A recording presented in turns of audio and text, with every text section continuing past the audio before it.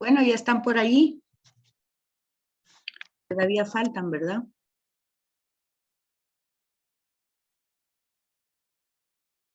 Sí, licenciada, yo creo que todavía faltan las postulantes y las hermanas. Ahí están ya.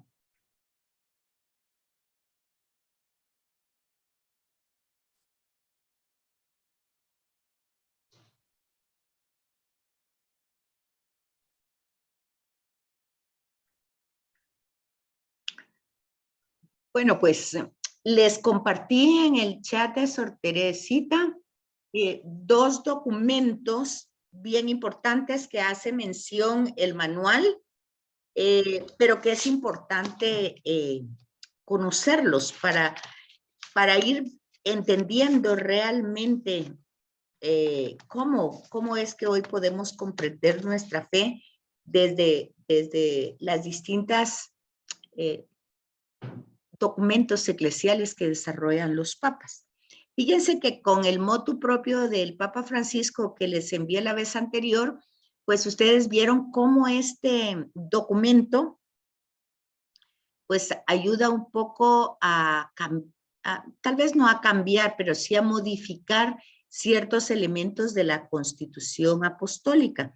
Y decíamos que hay 4 constituciones actuales que están en Vaticano II, ¿verdad? Y dijimos sus nombres. También hay decretos. En los decretos, pues, se van desarrollando ciertos temas. Hay 9 decretos en Vaticano II y hay 3 declaraciones, ¿verdad? Todos estos son documentos que hay en Vaticano II. Las declaraciones son Dignitatis Humanae sobre la dignidad del ser humano, sobre la educación, ¿verdad? Y sobre nuestra época, nuestra etate, gravísima educación, ¿verdad? Que es como todos los problemas que tenemos que realmente, pues, nosotros que les decía anteriormente que estamos trabajando con jóvenes, es importante informarnos y ver en estos documentos cómo podemos actualizar el tema de la evangelización. Encíclicas, que son las cartas más importantes, más solemnes que desarrollan los papas, fíjense que hay 297. Empezaron en 1800 con Pío VII y a la fecha llevan esa cantidad. Y yo me pregunto cuántas de ellas conocemos realmente. Porque vean, entonces, los 2 siglos que nos anteceden a pues ya el Papa Francisco tiene 3 encíclicas, ¿verdad? Pero Juan Pablo II tuvo bastantes, el Papa Benedicto, aunque estuvo poco tiempo, también tuvo. Así es que vean ustedes la cantidad de cartas que escribe el Papa y las escribe para que nosotros vayamos actualizando nuestra fe. Entonces, por esta razón, porque tanto la sesión 1 como la 2 tiene que ver con dogmas, o sea, tiene que ver con posturas de la iglesia, tiene que ver con la forma como el magisterio de la iglesia interpreta todo el tema de la salvación, ya que en la primera sesión lo que veíamos era que justamente Jesucristo es el centro del plan de la salvación, es que lleva a la consumación el acto de la salvación. Y que y hablábamos en la sesión 1 del credo, ¿verdad? Y que de alguna manera nosotros debemos entender en ese credo que por nosotros los hombres y por nuestra salvación se encarnó, o sea, el tema de la encarnación, ¿verdad? El tema de la encarnación es entonces por nuestra salvación. Pero ojo que nosotros tenemos que darnos cuenta que es lo que les digo que no nos podemos quedar solo con un documento, sino tenemos que ir haciendo uso de la revelación. Entonces, al llegar a la plenitud del tiempo, dice, pues es un tema que vimos hace 8 días, es una plenitud en cuanto que Dios ha dado a conocer todo lo que necesitaba conocer el hombre, se ha revelado de tal manera que ya lo último que queda es que él mismo se encarne. Entonces, y todo ese esfuerzo, toda esa historia, ¿por qué? Fue nuestro primer módulo del semestre pasado, Historia de la Salvación. Entonces, por nosotros los hombres y por nuestra salvación, por obra del Espíritu Santo, se encarnó en María la Virgen y se hizo hombre. Tenemos que darle la importancia a la humanidad y de alguna manera darnos cuenta cómo esta encarnación tiene forzosamente que ver con la resurrección.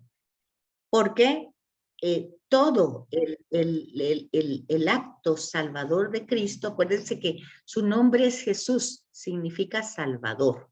Entonces, ya todo nos va dando una revelación de quién es Dios.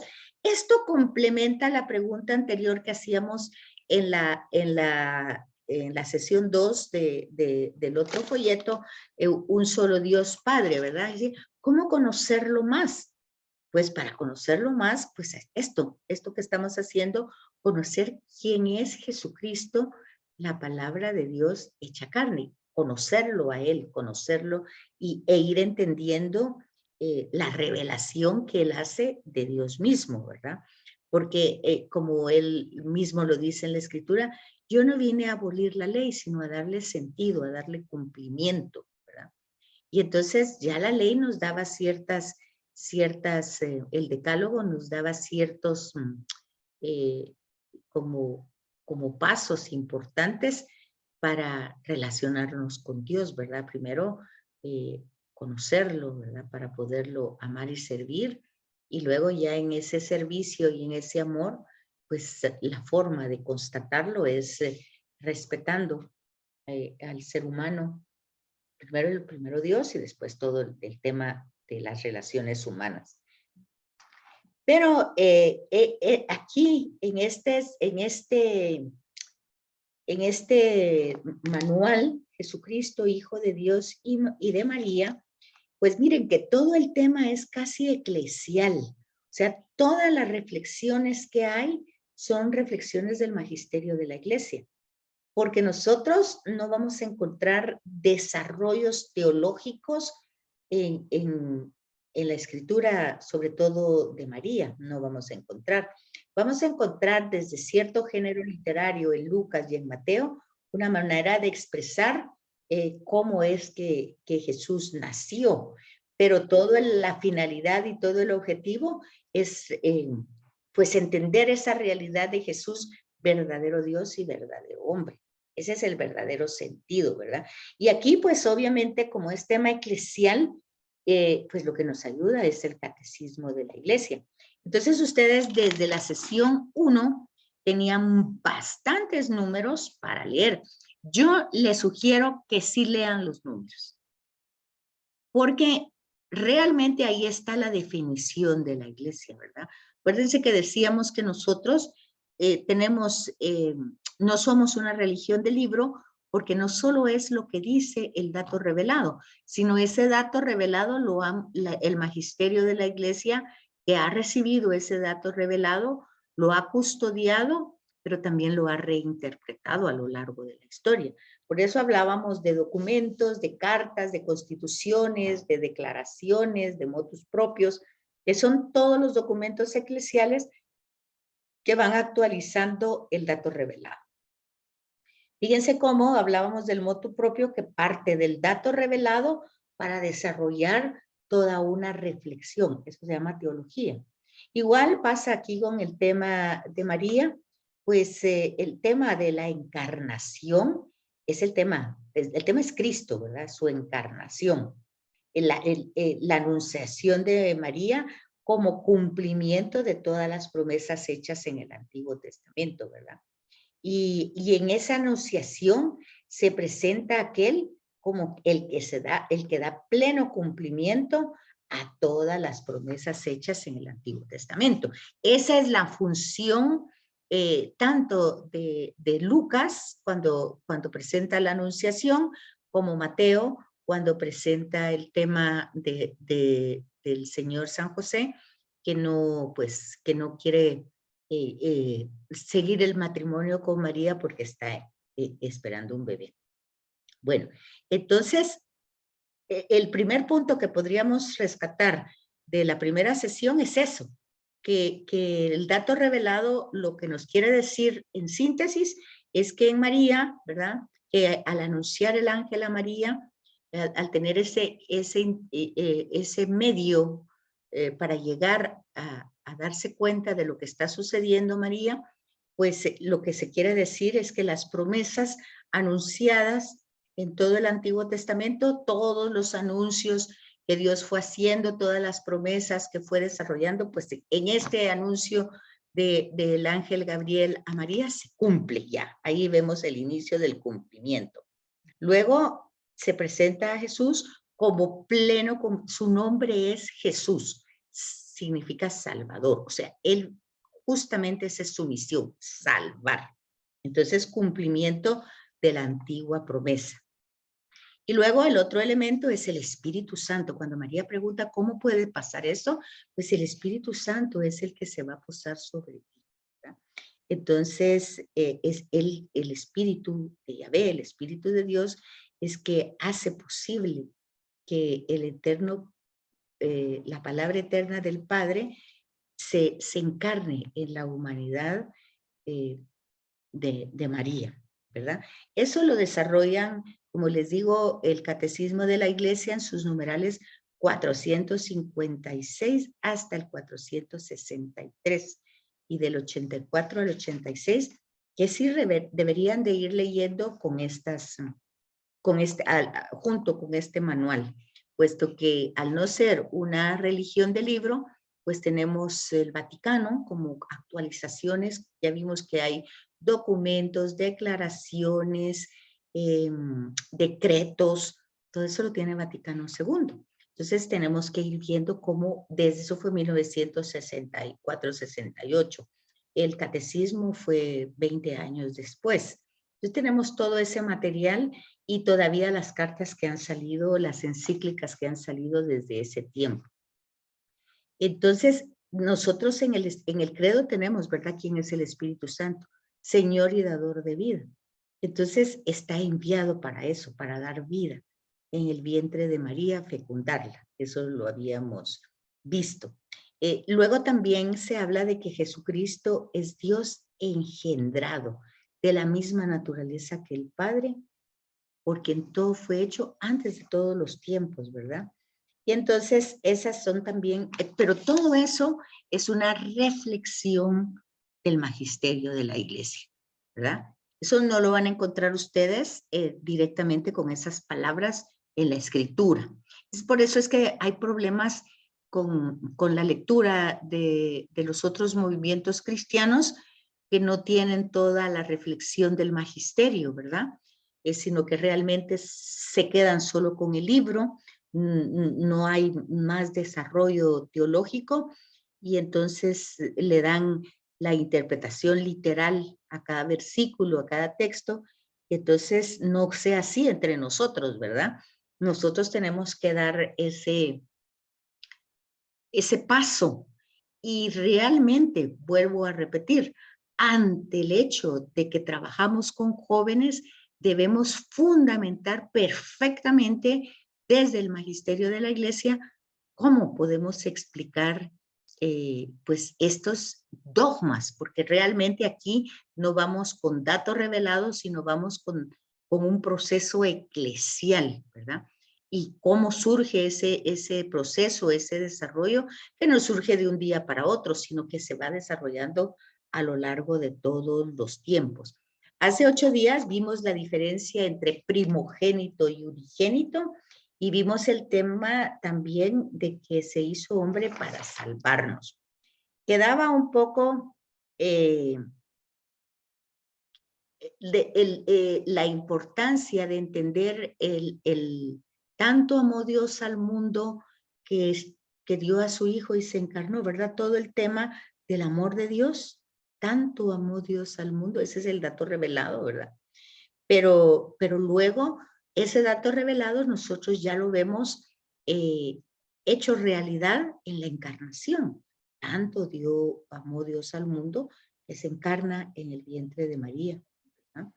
lo tenemos desarrollado como dato revelado en una carta de la primera de Juan, que dice, en esto se manifestó el amor de Dios, en que nosotros, el amor de Dios a nosotros, en que Dios envió a su Hijo unigénito al mundo para que tuviéramos vida por medio de Él.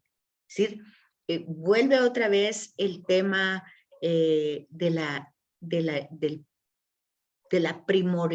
primordialidad del tema central de Dios, Dios, principio, fundamento, origen de todo, ¿verdad? Su amor, origen de la creación, origen de absolutamente todo, parte realmente de su revelación, de quién es, ¿verdad? ¿Quién es Él? Es amor, eso es lo que está dicho por Jesús, Dios es amor. Entonces, ahí todo esto vamos viendo ya desde el Antiguo Testamento cómo se fue revelando ese amor. Y puesto que en la sesión anterior veíamos como atributos, pues aquí vemos simplemente diferentes expresiones de ese amor. Así lo vemos aquí en este otro módulo, ¿verdad? Se va expresando como un amor de madre, como un amor de padre, como un amor de esposo, ¿verdad? Los profetas van a ir utilizando esas expresiones, ¿verdad?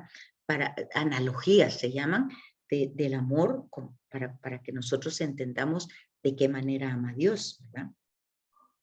En cuanto a la encarnación, es la gran muestra de ese amor de Dios que se encarna.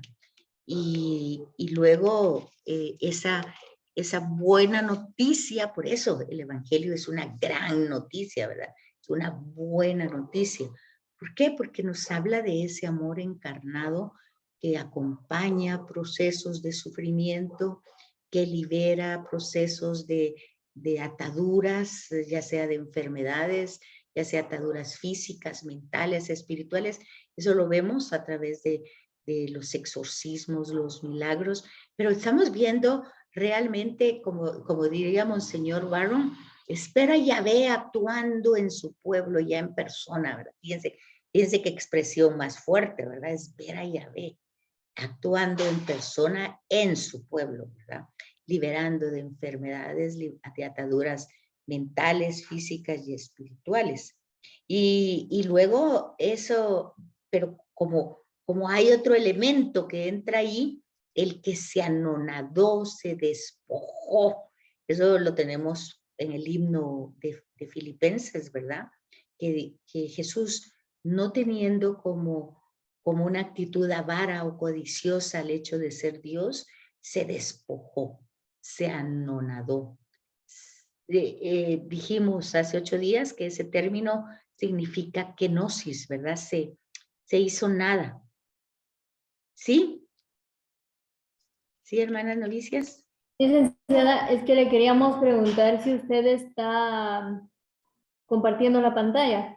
¿Sí? No la estoy compartiendo. Es que nos está compartiendo la de la clase pasada, atributos humanos. Ah, yo ya tengo es que ¿sabe qué pasó? Ya sé qué pasó.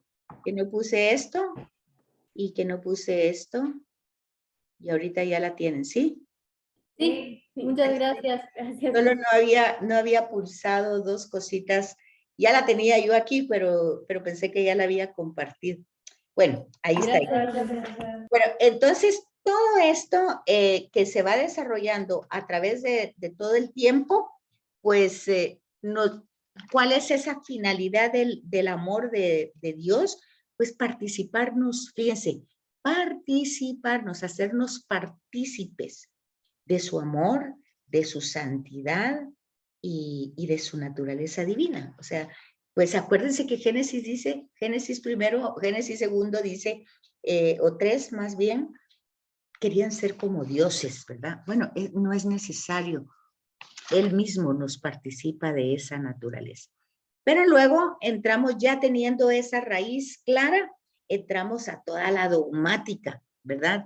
Que dice, la iglesia explica que el Hijo de Dios tomó un cuerpo humano y una naturaleza humana completa. O sea, ojo con eso, es muy difícil de entender esas dos naturalezas en una persona, pero es importante no mutilar la humanidad. Volvemos otra vez, que es lo que dice el Papa Francisco, que es una herejía desde el principio del cristianismo, que se llamó gnosticismo. También se llamó arrianismo. Tuvo distintos nombres de acuerdo a las distintas personas que explicaban el misterio, diciendo una parte verdadera, pero el resto no es cierto, porque al final de cuentas todas estas herejías anulaban el hecho verdadero que Jesús fuera 100% hombre. Y todavía hoy en la mentalidad actual, pues no es fácil, porque realmente ahí es donde él tendría que ser un modelo para nosotros. Y a veces encontramos incluso en la parte clerical que dice, bueno, es que él hacía esas cosas porque era Dios. Entonces, Jesús era Dios y por eso amaba como, pero bueno, entonces, ¿dónde quedó que se anonadó? ¿Dónde quedó que anuló toda esa parte de su divinidad? Ese gen estaba ahí, pero estaba como dormido. Bueno, todo eso, como debemos de nosotros de explicarlo, no es como nosotros lo pensamos, sino es como lo dice el catecismo de la iglesia. Entonces, es el tema de la dogmática, ¿verdad? Que vamos a entrar, que no es un tema fácil, porque es una reflexión que hace el magisterio de la iglesia y no todos los movimientos cristianos están de acuerdo con eso. Entonces nosotros tenemos que tenerlo bien claro, pero no usar esta palabra que es lo que hace la mayoría. No, yo por fe lo creo. Sí, está bien que por fe lo crea, pero acuérdese que la fe, dice el Papa Juan Pablo II, es un ala, ¿verdad? Es como un ave que tiene dos alas. La fe es un ala, pero la fe necesita que se den razones de esa fe. La gente necesita como comprender esa fe, en qué es lo que cree. Entonces, antes se decía que el dogma era un misterio que debemos creer aunque no podamos comprender. Sí, ciertamente no lo vamos a comprender en su plenitud, pero sí debemos hacer esfuerzos, los esfuerzos que hace el magisterio de la iglesia para explicarlo. Y eso lo encontramos nosotros en el catecismo y en los documentos de la iglesia. Por eso les compartí de esta sesión 2 encíclicas para que las lean. Fíjense que las pueden leer por partes, las pueden leer, que no lo sugiero tanto porque solo se quedan con la parte que leyeron. Pero yo también sé que están muy ocupadas y no sé si tienen tanto tiempo. El hecho es que las dos encíclicas, una que está, digamos, Redemptoris Mater, que es una encíclica que es importante, que tiene que ver cómo San Juan Pablo II va meditando ese misterio de la madre del Redentor, ¿verdad? Y la declaración, que la tenemos aquí en este módulo, de Jesús el Señor, ¿verdad? Dominis Jesus. Entonces, son dos documentos, una declaración y una encíclica que nosotros podemos tener acceso. Ahí se las compartí para que se las compartan y podamos ver cómo se va entendiendo cada dogma. O sea, cuando hablamos de un dogma, hablamos de una postura de parámetros que pone el magisterio de la iglesia y dice, bueno, esto es lo que debe de creer un católico cristiano. Y entonces hace una definición, hace una declaración, ¿verdad? Esto es lo que hay que creer. Y entonces a esa postura, que es una postura eclesial, el magisterio, y que en esa postura entra todo lo anterior, pues que no hay error, porque el dato parte de la revelación, que es infalible y que con la ayuda del Espíritu Santo se ha reinterpretado este misterio, pues la Iglesia toma esa postura y nos dice, por ejemplo, que nunca dejó de ser Dios, pero que Cristo, o sea, el ungido, es verdaderamente humano. ¿Cómo entendemos eso? Pues ya dijimos, es muy difícil, pero para eso está esa encíclica que nos ayuda, ¿verdad? no, es una declaración. Dominus Jesus no es encíclica. Y la que sí es encíclica es Redemptoris Missio, que también la tienen ahí, y Redentores, Mater Redentor, ¿cómo se llama? Ahí se las puse, Madre del Redentor en español, pero en latín es Redemptoris Mater. Entonces me faltó compartirles, que yo pensé que se las había compartido, Redemptoris Missio, o sea, la misión del Redentor. Entonces tenemos como encíclica la misión del Redentor y la madre del Redentor. Dos cosas que debemos entender cómo la reflexionó la Iglesia y cómo la presenta el Papa Juan Pablo II en la encíclica. Las dos encíclicas son de él. Y luego la declaración Jesús el Señor, que también es de Juan Pablo II. Bueno, entonces esos son documentos que nos ayudan a ver cómo es la fe cristiana y darnos cuenta cómo debemos entender el verbo de Dios se hizo carne. Jesús es el verbo encarnado. Una sola persona no está separada, no hay dos personas, solo hay dos naturalezas y una persona. Entonces Jesucristo es el centro del plan de salvación, el que lo lleva a su plenitud.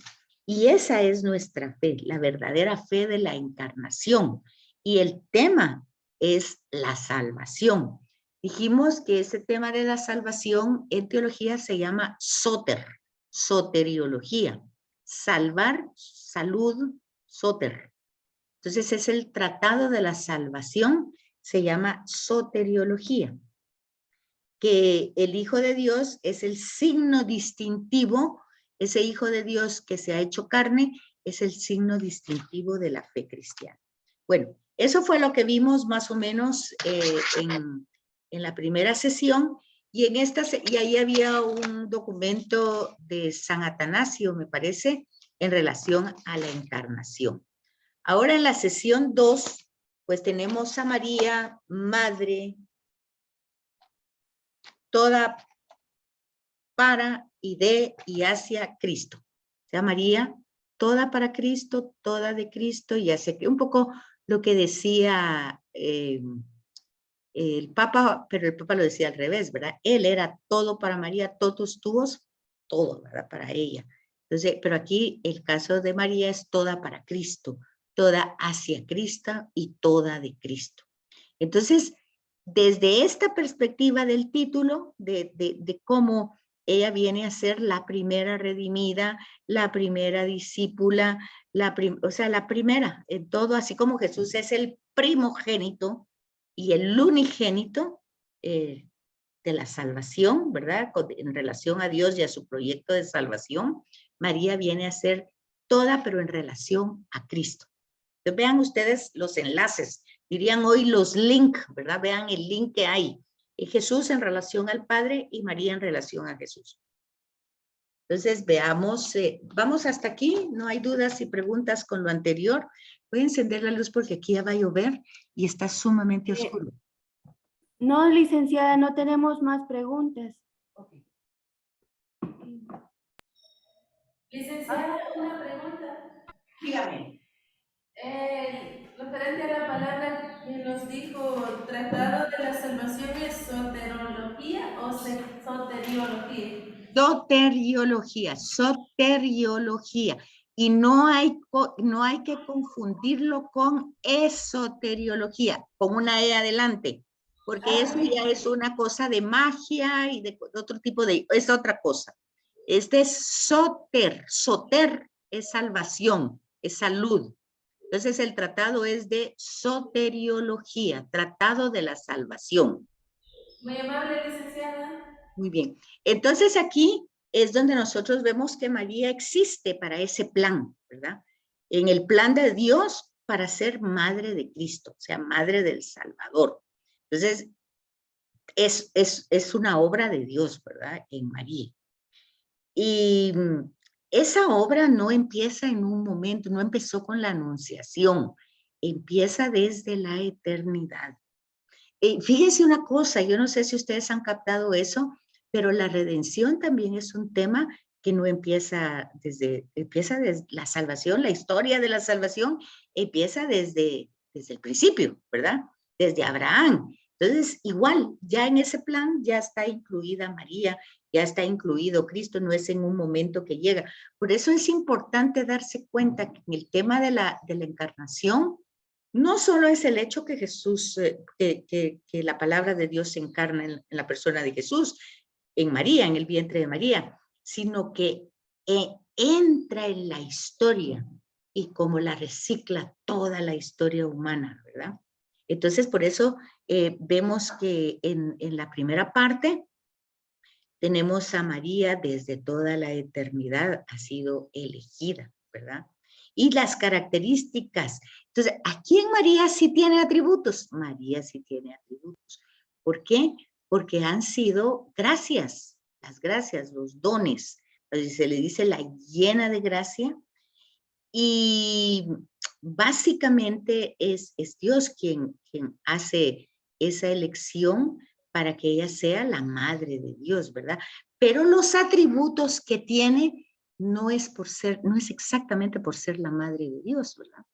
Sino es en sí por todo el aporte libre que da para ser ella la portadora de esa encarnación, para prestarse, para hacer uso de su libre albedrío. Cuando se habla del fiat de María, lo que se está diciendo es su disponibilidad a que esa gracia de Dios pues vaya actuando en ella de tal manera que sea solo Dios el que actúa. Ya hablábamos la vez anterior de ver el Magnificat, y realmente en el Magnificat María todo lo pone, pues todo es por Dios, ¿verdad? Ha hecho en ella maravillas, el que su nombre es grande. Bueno, vemos todo ese cántico, todo ese himno de glorificación al que hace todas las cosas.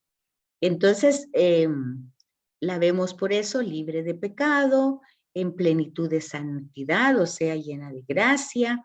La primera que encarna. Acuérdense que el Evangelio no solo es lo que Jesús dice, él mismo es el Evangelio. Entonces, ella encarna el Evangelio, ¿verdad? Cuando Jesús dice, ¿quién es mi madre, mi padre y mis hermanos? El que escucha la palabra de Dios y la pone en práctica, es ella, ¿verdad?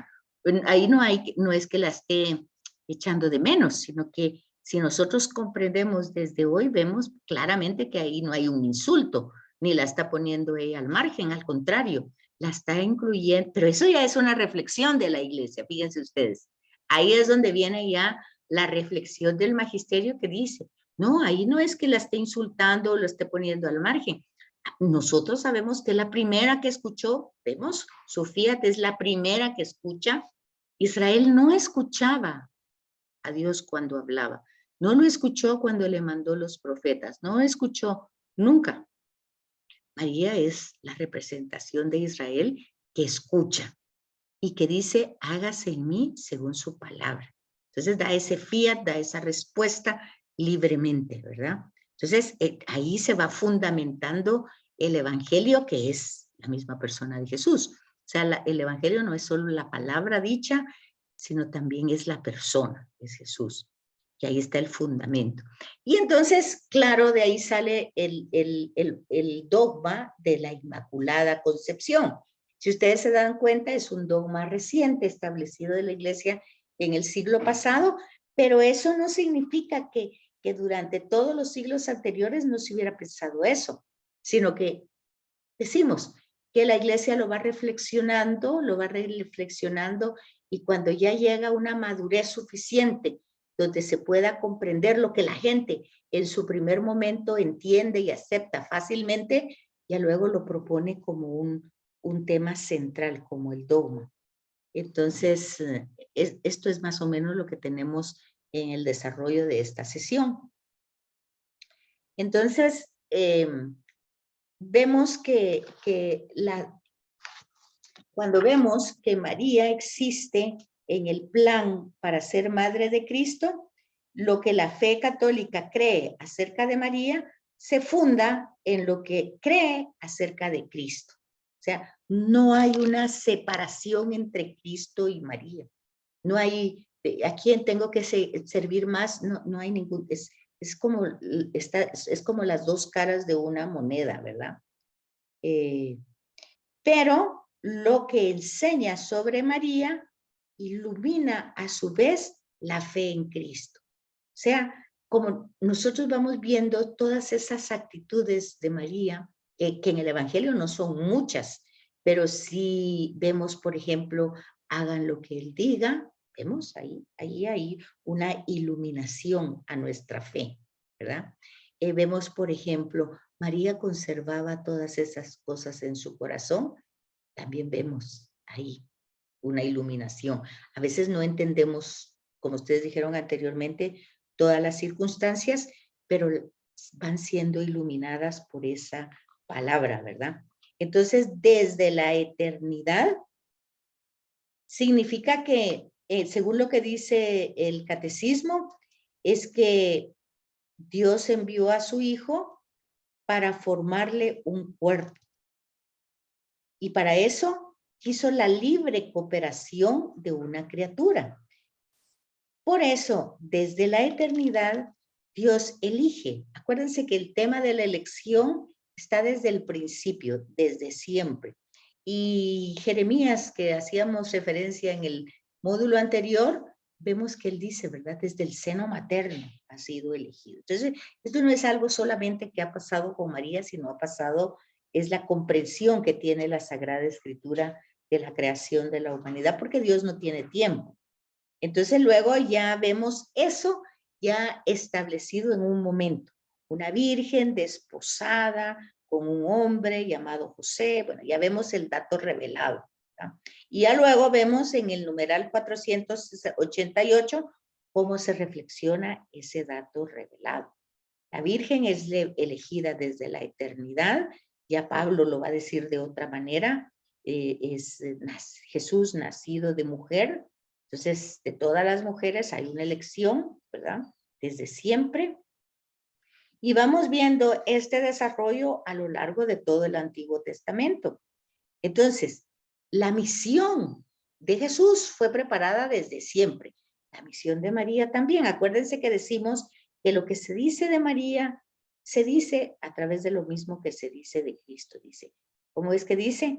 Lo que la Iglesia enseña sobre María ilumina a su vez la fe en Cristo. O sea, es lo que les decía, una moneda con dos caras. Todo eso lo vamos viendo a lo largo del Antiguo Testamento, cómo se fue preparando a todas las mujeres. Desde Eva, ¿verdad? No es solo desde Eva. Por eso María va a ser presentada como madre de la nueva humanidad, de la nueva creación, ¿verdad? Entonces, en ella se van a cumplir las profecías que se han ido anunciando del Emmanuel. Y hay aquí las reflexiones para lo que se va dando el dogma. Por ejemplo, aquí San Bernardino, que nos dice cómo el ángel se dirige a María, porque Dios ya la tenía pensada desde la eternidad. Fue enviado el ángel a la Virgen, que no fue descubierta por casualidad, sino que desde siempre ya estaba ahí, reservada por el Altísimo, preparada por él, protegida por los ángeles, prefigurada por los padres y prometida por los profetas. Entonces, es toda una historia de la salvación, pero en esa misma historia de la salvación entramos nosotros, ¿verdad? Pero en este caso estamos hablando de ella. Ahora, ¿por qué la iglesia va a decir que ella es libre de todo pecado, verdad? Que su origen desde su misma concepción.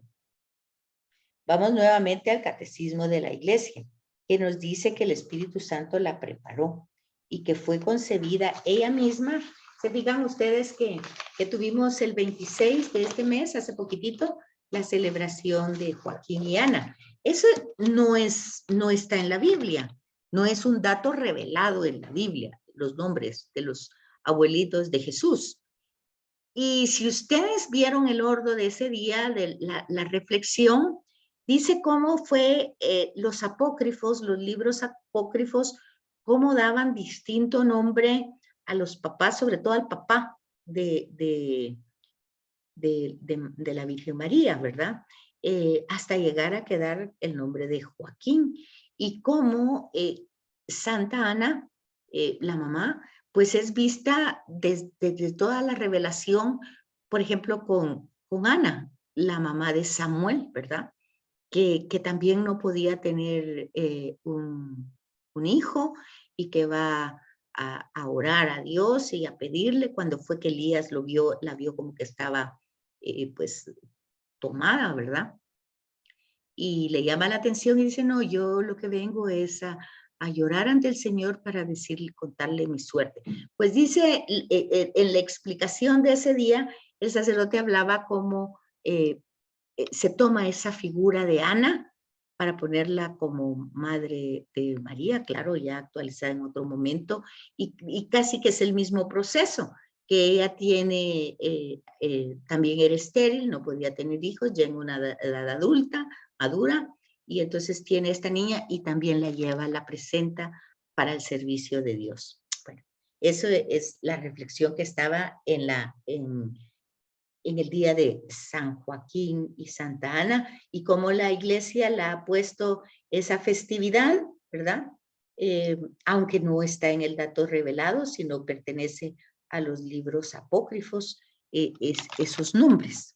Entonces, nos vamos dando cuenta de lo que hemos repetido varias veces, que no somos solo pues, religión del libro de la Sagrada Escritura, sino que ésta se va desarrollando a través de los distintos documentos, catecismos, vaticanos y todos los documentos que van desarrollándose. Entonces, en ese sentido, la vemos plena de santidad, ¿verdad? Primero aquí la santidad que viene de Cristo. María fue redimida, salvada por Cristo antes. Fíjese, ¿cómo puede ser? Pues obviamente ahí es donde tiene que entrar la parte de la divinidad. Jesús siendo Dios, su redención abarca, acuérdense ustedes, abarca su redención, abarca el pasado, el presente y el futuro. Entonces María es la primera redimida, la primera salvada por Cristo. O sea, la redención tiene efectos en ella, en todo lo que vemos, llena de gracia, concebida sin pecado original, todo lo que ustedes, la dogmática de la iglesia, es porque fue la primera redimida por Cristo. Está libre de cualquier pecado. Y dice aquí en su manual, ¿para qué nos sirve reconocer que la Virgen María fue concebida libre del pecado original? Y dice, nos ayuda a entender el don de Dios, el don que la ha hecho a ella de una belleza, de una plenitud tan grande, más grande de todas las criaturas. Pero eso, dice su manual, también puede transformarnos a nosotros, devolviéndonos todo lo que hemos perdido a lo largo de la historia, de nuestra historia, por el mal uso de nuestra libertad. Entonces, fue redimida en atención a los méritos de su Hijo. O sea, los dogmas de María son dogmas cristológicos. O sea, la iglesia tuvo que definir quién es Cristo. La pregunta que hace, ¿quién dice la gente que soy yo? Esa es la pregunta del Evangelio. Entonces la iglesia tiene, en cada época, en cada tiempo, tiene que ir dando esa respuesta. Y entonces a María aquí se presenta como la primera redimida en atención a las gracias o los méritos de Cristo. No sé si les queda clara esta parte o tienen dudas, preguntas. Como les digo, el tema de la dogmática es un tema de la teología que no es muy sencilla. Se llama teología dogmática, que va desarrollando todo ese proceso de la reinterpretación del magisterio de la iglesia, pero nosotros lo tenemos que tener claro. ¿Qué dice? ¿Está claro? Paso al tercer tema. Sí, licenciado, solo nosotros estábamos comentando ahorita que en la parte donde dice fue redimida en atención a los méritos de su hijo. Ujú. Y, ¿verdad? Claro. Y nosotros pensamos también que sí, es cierto que por los méritos de su hijo, pero también creo que merece un poquito de mérito, un poquitito, por la voluntad. Porque cuando nos introducimos a teología hay cosas que no podemos cambiar porque no se cambian. Pero en nuestro modo de pensar, ahorita decíamos eso, que por la voluntad y pues por la obediencia de María, que es por también que fue redimida por eso. Pero Bueno, también en atención a los méritos de su hijo, porque como ella sí es puramente humana, no compartía nada de divinidad, y Jesús sí, y ella no. exacto, pero también Jesús es puramente humano, acuérdese, acuérdese.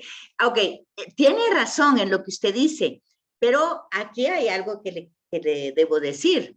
Acuérdese que la gracia es primera, pero la gracia no tiene efectos si el ser humano no colabora con ella.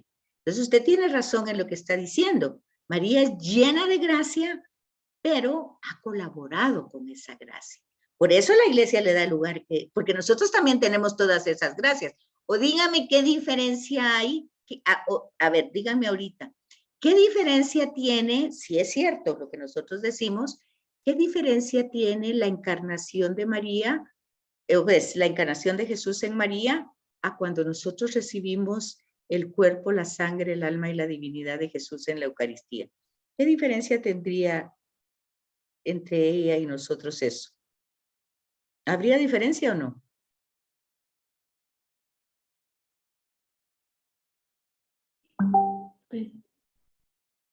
¿Qué dicen? Yo creo que sí. ¿Sí hay diferencia o no hay diferencia? Sí, pero no. Porque licenciada, porque María tenía un corazón limpio y puro, o sea, su corazón era inmaculado, sin pecado. Entonces tenía una morada y un lugar digno, pero nosotros no siempre lo tenemos limpio y no es inmaculado. Bueno, pero ¿qué dice el Salmo? ¿Qué dice el Salmo? Crea en mí un corazón puro, renuévame por dentro con espíritu firme. ¿No dice eso? Entonces, cuando nosotros oramos, eso sería lo primero que tendríamos que pedir. Si nos damos cuenta que para colaborar con la gracia necesitamos un corazón puro y un espíritu firme. ¿Qué quiere decir un espíritu firme? Que no sea como una veleta, que cuando el aire va para el norte, nosotros vamos para el norte. No, un espíritu firme, que a pesar de las circunstancias, nosotros vayamos caminando hacia nuestra meta, que es lo que pasa con María. Fíjense ustedes qué bonito eso, porque ustedes mismas están dando la respuesta. No debería de haber, si es cierto que en la Eucaristía está verdaderamente el cuerpo, la sangre, el alma y la divinidad, no tendría que haber diferencia cuando nosotros comulgamos a cuando María encarna a Jesús. No tendría por qué haber diferencia. No tendría, ¿verdad? Y los efectos de la gracia tendrían que ser los mismos. Ajá. A ver, ahí levantaron la manita. ¿Quiénes? Licenciada, que yo le iba a decir que no hay diferencia, más solo hay una pequeñísima cosa ahí, que ella era la madre de Dios, o sea, ella lo poseyó como su madre. Y bueno, nosotros pues tenemos la dicha de tenerlo, pero no tenemos ese regalo que ella tuvo tan grande de ser la madre de Dios. Pero, y entonces, ¿cómo entiende cuando dice Jesús, ¿y quién es mi madre y mis hermanos? El que cumple la palabra de Dios. Bueno, nosotros también tenemos esa gracia de ser su madre y sus hermanos. Vean, es que vean cómo se vuelve increíble que nosotros digamos que recibimos el mismo cuerpo, la misma sangre, la misma divinidad, y luego solo salimos de ahí, ya es otra historia. Vean la coherencia de María y cómo la pueden ver, pues la pueden ver parada al pie de la cruz. Entonces, ella está colaborando en todo con la gracia. Si es que la vida de la Virgen no fue llena de angelitos, así como la Cenicienta, que los pajaritos le hacían la cama, le lavaban la ropa, le surcían. No, María tuvo una vida difícil, muy difícil. Ahí está narrado desde el principio. En su cultura, el que ella estuviera embarazada sin tener un marido era para que la apedrearan y muriera lapidada, en su cultura. El que cuando iban a nacer el niño fuera rechazado y no hubiera ningún lugar, eso es terrible. El que haya migrado como todos los migrantes porque los iban a matar, eso es terrible. ¿Por qué no nos acordamos de todo eso? ¿Se fijan? Licenciada, y a nosotros ahorita hablando de corazones inmaculados y puros, se nos estaba ocurriendo que si vamos al Antiguo Testamento, ¿verdad? En Génesis, la creación de Adán y Eva, los corazones eran puros Claro, e inmaculados. exacto. Entonces, ¿cuál es la diferencia entre el corazón de María, que también es inmaculado, y el corazón de Adán, que es inmaculado, aunque el de Eva no es imagen y semejanza de Dios, porque Dios la crea de Adán? Ajá. Entonces, ¿cuál es la diferencia entre el corazón de María? Pero aquí le voy a hacer una observación. Eso es en Génesis 2, pero en Génesis 1 dice, y los creó a imagen y semejanza suya. Varón y hembra los creó. O sea, ahí dice que los creó juntos. Acuérdense que hay dos relatos. Uno es primitivo, que es el yavista, y el otro es más reciente, que es el sacerdotal. Y el sacerdotal dice que la creación fue simultánea. A ver, ¿qué dice de eso? Voy a repetir, es que se entrecortó ahorita. ¿Qué piensa? Que lo que usted me acaba de decir lo dice Génesis 2, pero Génesis 1 dice que fueron creados juntos al mismo tiempo, a imagen y semejanza. Hombre y mujer los creó a imagen y semejanza suya. ¿Se da cuenta? No se puede quedar con un solo versículo sin tener la visión conjunta de la escritura. Son dos tradiciones diferentes que narran el origen en forma diferente, pero usted no se puede quedar solo con una. Tiene que ver las dos. Y la costilla. Ah, Y la costilla. ese es Génesis 2, que usa antropomorfismos. Eso no lo podemos entender literalmente. No lo podemos entender literalmente. Pero entonces, ¿sí habría diferencia en el corazón de María y en el corazón de Adán? Bueno, el tema de ahí es la tentación. Ese es el tema. María también, mire, si Jesús tuvo tentaciones, María tuvo que haberlas tenido también, ¿o no? ¿Sí o no? Sí. Bueno, entonces si María las tuvo, María se sostuvo. Por eso hay que leer Redemptoris Mater. ¿Cómo era la madre del Redentor? ¿Cómo hace la reflexión Juan Pablo II de esa madre del Redentor? Es importante nosotros entender eso, porque se fija que claro que los dos corazones o los dos eran puros, pero uno cayó en la tentación y la otra no cayó nunca. María no cayó, pues se mantuvo, dice aquí, ¿verdad? Fue redimida en atención a los méritos de su Hijo, fue salvada por Cristo, ¿pero por qué? ¿Mágicamente? No, ella colaboró constantemente, fue coherente constantemente, y entonces ahí tenemos el resultado. No son cosas que pasan mágicas. La gracia no funciona sin la colaboración del ser humano. Vean entonces, ¿qué pasa? Nosotros, por supuesto, se nos olvida un poquito que la iniciativa para ir a la Eucaristía es de parte de Cristo. Ya se nos olvidó esa parte, pero está bien, vamos. Pero luego que lo recibimos, tenemos que colaborar con esa gracia. Primero tenemos que entender qué nos dijo ese día y cómo vamos a colaborar ese día con esa gracia que nos dijo ese día, que nos reveló ese día. Es importante. No vamos a un rito vacío de contenido, sino vamos a la actualización de un acontecimiento salvador que es el nuestro, que sucedió hace 2000 años, pero que hoy se actualiza conmigo. Todo eso lo tengo que entender. Entonces María es alguien, si guardaba las cosas en su corazón, es que María constantemente tenía que decir un sí, tenía que decir, hacer un fiat, siempre. en cada circunstancia, en cada dificultad, tenía que decir sí creo y sí me dispongo. Sí creo, eso tenía que renovar constantemente eso. ¿O qué dicen ustedes? ¿El Fiat de María fue una vez para siempre o lo tuvo que ir reactualizando? ¿Qué dicen ustedes? Y lo fue renovando Lo fue las actualizando. circunstancias que haya ido viviendo. Claro, imagínense. Lo tuvo que haber ido actualizando en cada circunstancia. Como humano tiene que ser así.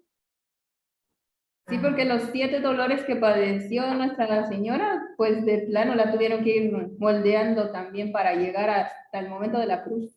Y Pero para ahí hay una ventaja, no se resistía. Si se presentó como la esclava, acuérdense que los esclavos no tenían derecho ni a reclamar, ni a resistirse, ni a decir nada, esclavo, esclavo.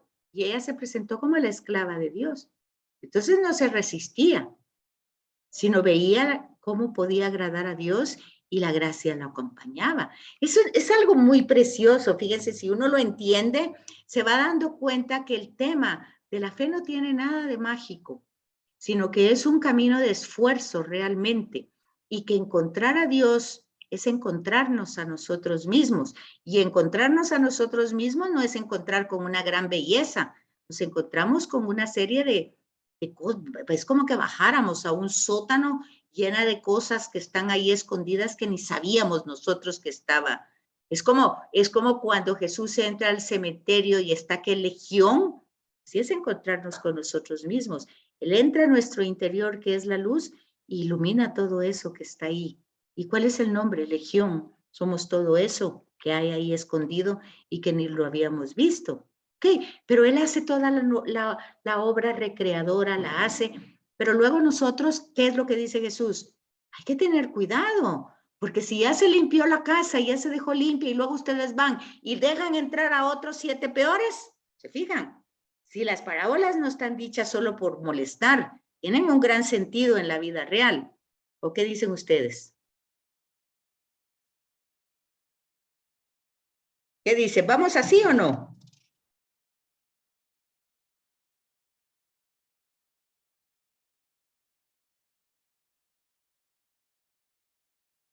Bueno, Juan Pablo II dice que nadie en la vida ha saludado de parte de Dios a una criatura como lo hizo Gabriel con María, ¿verdad?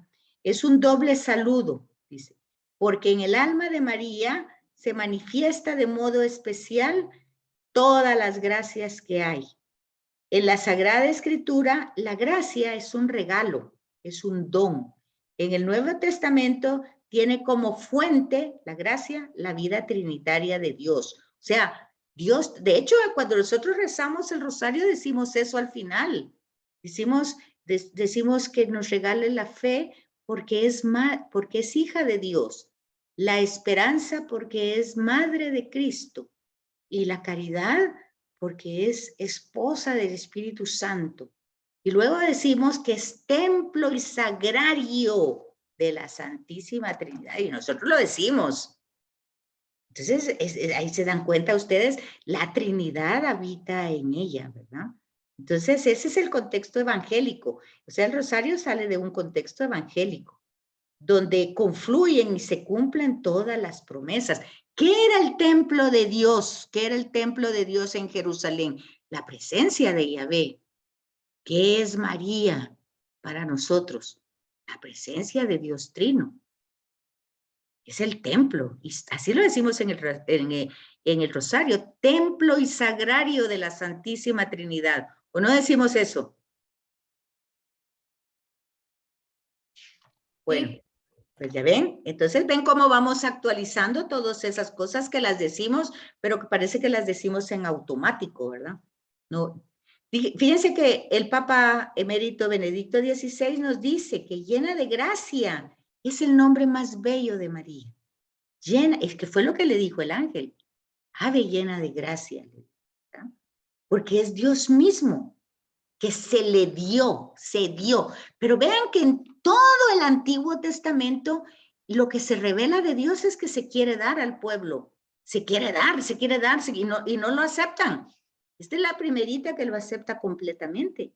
Les dice por eso, el nombre más bello es la llena de gracia, dice, porque Dios mismo se le dio y ella lo recibió, ¿verdad?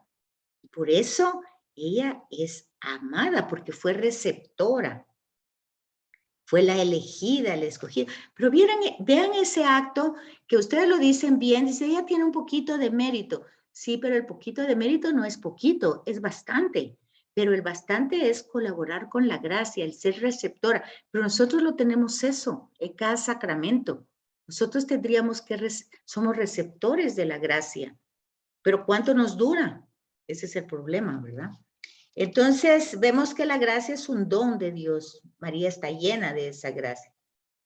Y responde con un sí. El fiat de María es eso, acoger ese don, esa presencia, ese sentarse de Dios.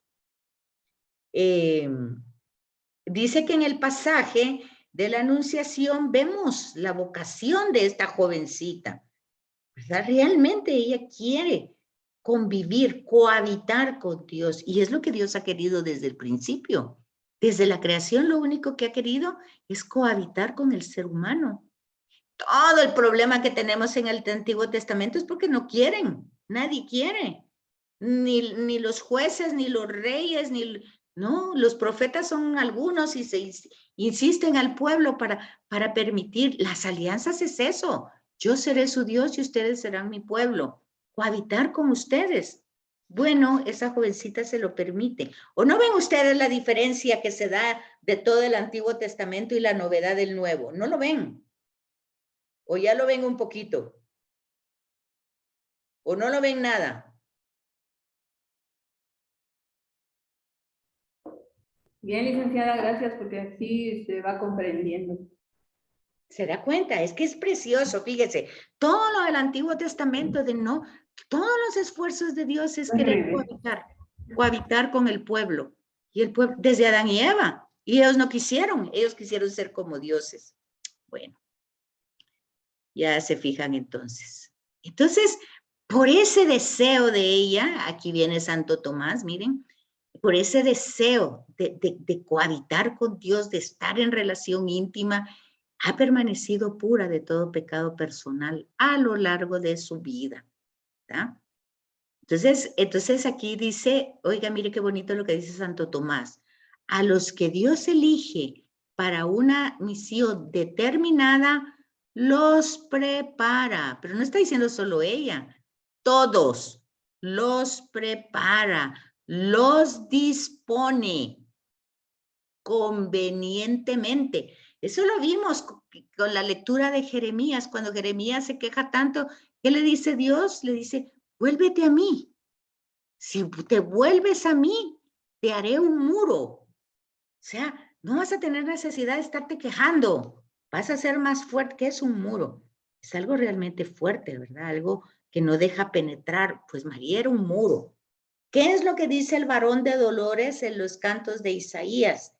Puso mi cara como una roca, o sea, la puso tan dura que aceptó salivazos, escupidas, golpes, burlas, todo, la corona, endureció mi rostro, dice. Todas esas son, o sea, dice, es la reflexión que hace Santo Tomás, ¿verdad? Cuando Dios elige para una misión, prepara, dispone. Por eso es que el Papa Francisco pues siempre hace esa observación del pelagianismo. No es por capacidades humanas, no es por ni siquiera María no es por capacidades humanas. Claro, ella colaboró, por supuesto, que colaboró con la gracia y por eso la tenemos donde la tenemos. Pero ella realmente y todos nosotros tenemos esa posibilidad, ¿verdad? Si María fue elegida para ser la madre del Verbo, no sería idóneo si hubiera pecado alguna vez, aunque fuera levemente. Bueno, el tema es que humanamente hubiera sido posible, pero con esa relación tan íntima, con esa pasión vehemente de mantener esa gracia que ella la comprendía, pues no era probable que hubiera pecado, ¿verdad? Entonces, hay un razonamiento lógico. Entonces, en el numeral 4 habla de los fundamentos evangélicos para estos dogmas.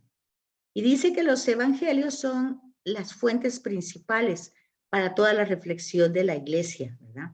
Que constituyen la base de la enseñanza de la iglesia. O sea, la iglesia no puede dar una enseñanza si no parte del dato revelado, que hemos dicho desde el módulo anterior, ¿verdad? No puede hacerlo. ¿Y qué pasa? Pues habla, lo que dijimos anteriormente, habla muy poco de María, pero lo suficiente para darnos rasgos de su personalidad silenciosa, de su sencillez, de su humildad, sobre todo el Magnificat, pues el Magnificat nos dice claramente dónde ella ponía toda su esperanza y su confianza. Entonces, la figura de María nos permite conocer cómo es el origen humano del Salvador, ¿verdad? ¿Cuál es la fuente con que va a ser alimentado este ser humano que se va a gestar en su vientre? Entonces dice que hay que volver a leer el relato de la Anunciación, porque es lo más que tenemos, ¿verdad? En relación a María y en relación a la doctrina y al dogma de la concepción virginal y la maternidad de María, Madre de Dios y Madre nuestra. Volvamos a leer el relato de la Anunciación, pero rumiándolo, ¿verdad? Y entonces viéndonos realmente qué es lo que le vamos sacando. Dice, ¿se acuerdan de esa parábola de Jesús que dice que cuando estaba hablando en la parábola del jueves, me parece a mí, que era el de la pesca, y cómo los pescadores luego se sientan con paciencia, dice, ¿verdad? Se sientan con paciencia para escoger los peces buenos, y los que no están buenos, pues los vuelven a echar al mar o los quedan ahí perdidos, ¿verdad?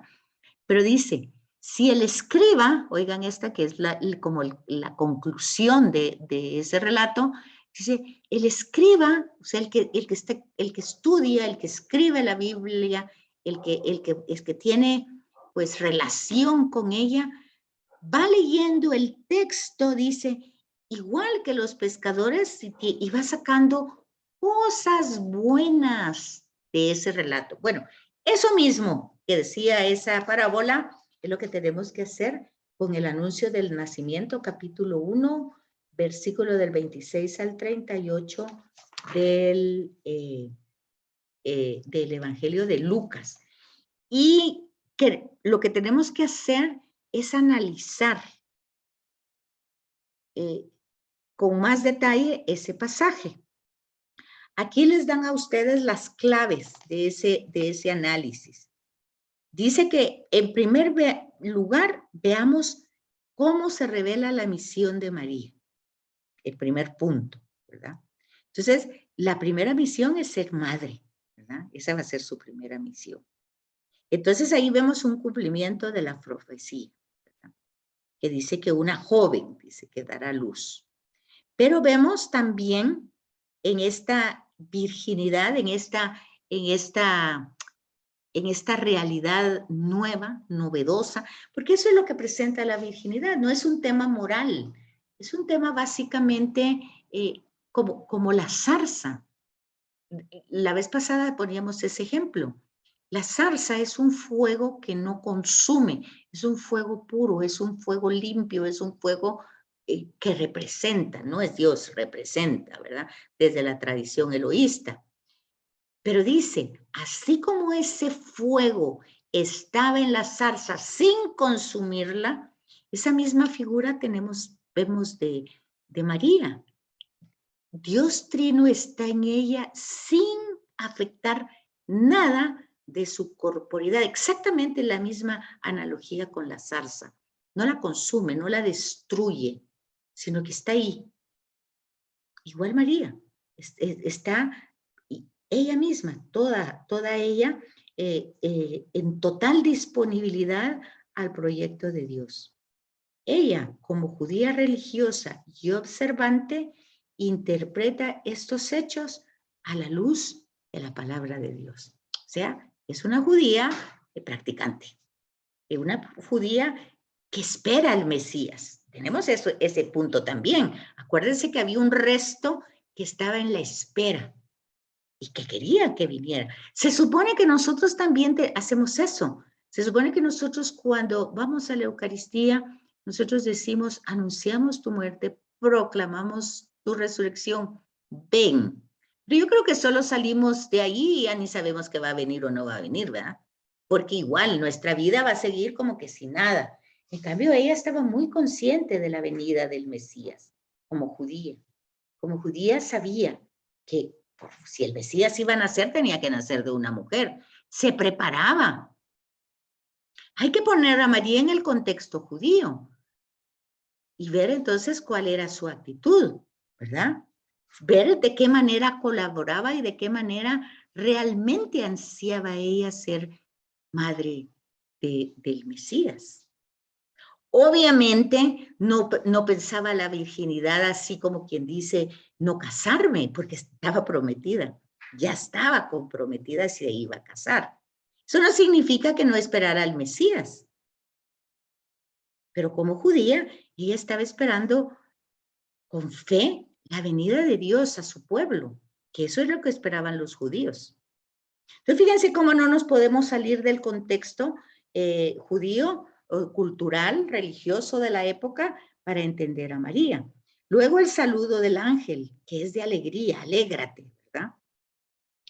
Está en continuidad con todos los anuncios. Claro, siempre la cercanía de Dios tendrá que dar a nosotros una alegría. Por eso es tan extraño que las Eucaristías sean tan apagadas, ¿verdad? Aun cuando hay cantos. Porque es la presencia de Dios Trino ahí y no hay alegría en el pueblo. Entonces, vemos la continuidad de ese saludo alegre. Vean ustedes la encíclica del Papa Francisco, la alegría del Evangelio, ¿verdad? Nunca se ha dicho que una persona religiosa o consagrada sea una persona triste, ¿verdad? Entonces, vemos esa alegría desde el anuncio. Entonces, dice, desde el Antiguo Testamento, estos saludos, cada vez que Dios se acercaba a alguien para dirigir su palabra e invitarlo al proyecto de salvación, pues provocaba alegría. Y eso es lo que pasa con María. Es invitada a regocijarse porque Dios está con ella, está en su seno. Es el Salvador, es el Rey. En el Antiguo Testamento esto ya está dicho por Miqueas, ¿verdad? Se espera la liberación, la salvación, por Sofonías, por Zacarías, por Isaías. Muchos profetas hablaron de esta alegría, de ese momento, ¿verdad? Y Lucas va a tomar todos estos temas de la anunciación y los va a presentar con la gran alégrate. Todas las promesas realizadas a todo Israel se van a cumplir en María. Entonces ella es la llena de gracia, un nombre que suple el de María. O sea, es que no es como nosotros decimos, Dios te salve María, llena eres de gracia. Dice, el llena de gracia sustituye el nombre. Ella es la llena de gracia. Ese es un ave llena de gracias, es el original, ¿verdad? Entonces, porque todo eso representa así. Y ha sido preparada desde siempre, desde la eternidad, para que contribuya con la misión salvadora para Israel. Acuérdense que el inicio de la predicación de Jesús dice, porque yo he venido para las ovejas perdidas de Israel. Acuérdense que así empieza la historia, ¿verdad? Pero luego se va al universo conocido de aquel tiempo. Entonces esa gracia que el amado en este caso es como el tema del cantar de los cantares en el Antiguo Testamento, ¿verdad? Entonces aquí vemos el amado que es Jesucristo, en su nombre está su misión, Jesús, no se llama Jesucristo, se llama Jesús. El Cristo va a ser luego la añadidura que se pone de ungido, ¿verdad? Jesús el ungido, o sea, el Mesías, el ungido en griego y el Mesías en hebreo. Y luego el ángel, pues justamente le dice, el Señor está contigo, o sea, está siempre contigo. No está por ratitos, ¿verdad? No solo, fíjense que ella ni siquiera podía entrar al templo, se da cuenta, aparte por la edad, aparte porque es jovencita, aparte porque está en una aldea, aparte que no tiene en su cultura esa capacidad. Eso no implica que Dios no haga de su cuerpo un templo, está contigo.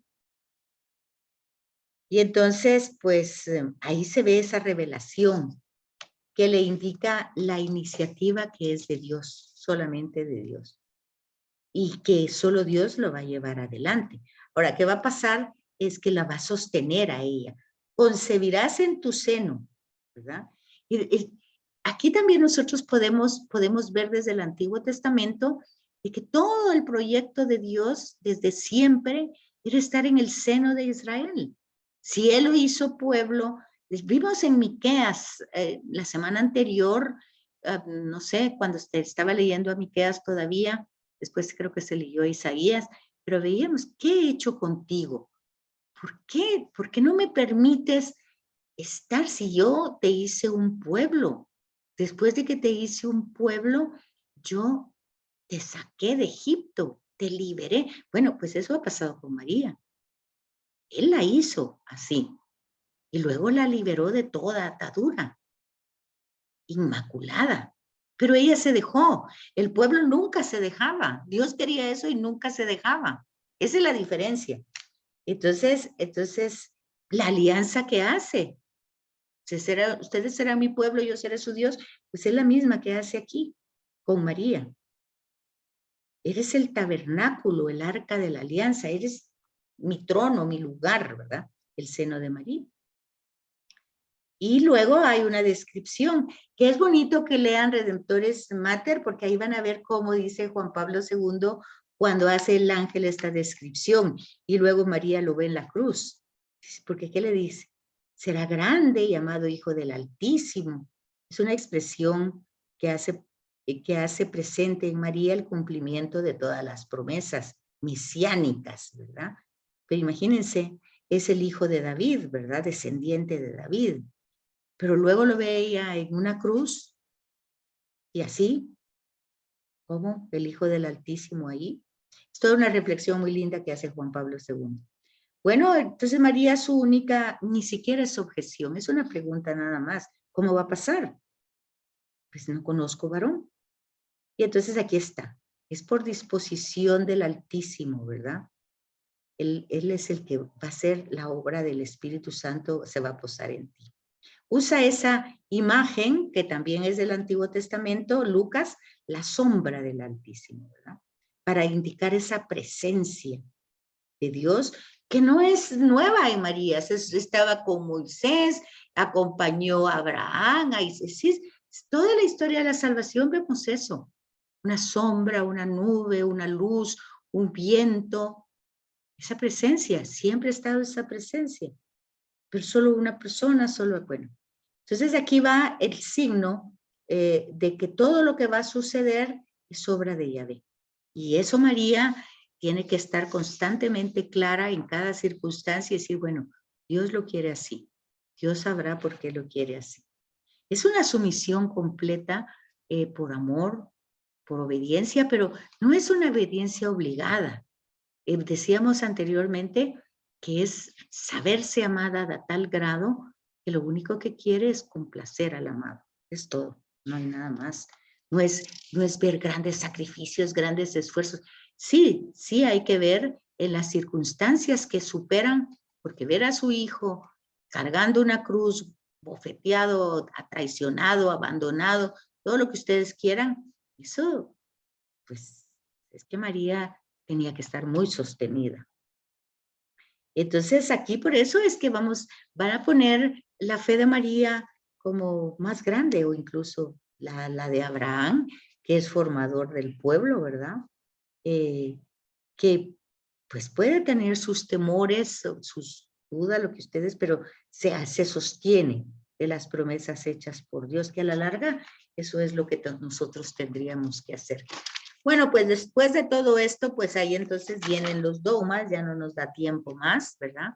Entonces, debido a esto que nosotros vimos en este Lucas 1, ¿verdad? Vemos estas características y que la redención es enteramente obra de Dios y que María también, pero la diferencia al pueblo de Israel es que María se dejó. Luego tenemos ya el dogma de la Inmaculada Concepción y que vamos a ir viendo todo eso, por qué se mantiene sin pecado, ¿verdad?